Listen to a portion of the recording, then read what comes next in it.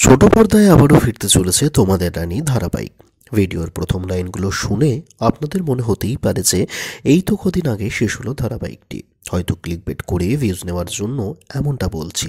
তবে কোনো রকম ক্লিকবেট নয়, এটা সত্য। বাস্তবে ছোট পর্দায় ফিরতে চলেছে তোমাদের রানী ধারাবাহিকটি। তবে তোমাদের রানী নয়, নয়া নামে ফিরছে ধারাবাহিকটি। ধারাবাহিকের নাম হচ্ছে পকেট মে আসমান।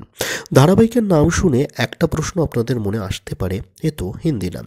আসলে তোমাদের রানী এবার হিন্দিতে আসতে চলেছে স্টার প্লাসের পর্দাতে। এটা বাংলা ধারাবাহিকটি, অর্থাৎ তোমাদের রানীর হিন্দি রিমেক হতে চলেছে।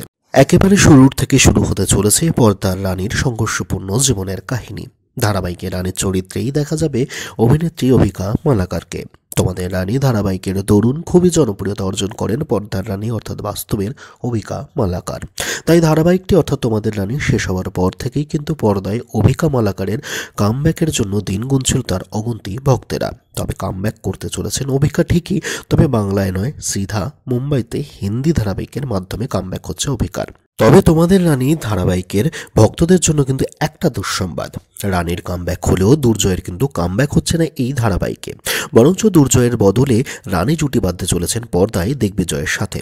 ধারাবাহিকে অভিকাকে রানীর চরিত্রে দেখা যাবে এবং অপরদিকে দিগ্বিজয়ের চরিত্রে দেখা যাবে ফারমান হায়দারকে, যিনি এর আগে কালার্স টিভির সবিকে সাভারির মাধ্যমে জনপ্রিয়তা অর্জন করেছে। তো আপনি যদি আবারও তোমাদের রানীর মুহূর্তগুলোকে নিজের চোখের সামনে পুনরুজ্জীবিত করতে চান, তাহলে কিন্তু অবশ্যই 30শে জানুয়ারি থেকে রাত 11টা বাজলে চোখ রাখতে হবে স্টার প্লাসের পর্দাতে। আর যদি আপনারা অনলাইনে দেখতে চান এই ধারাবাহিকটিকে, তাহলে আপনাদের কিন্তু দেখতে হবে বা চোখ রাখতে হবে ডিজনি প্লাস হটস্টারে।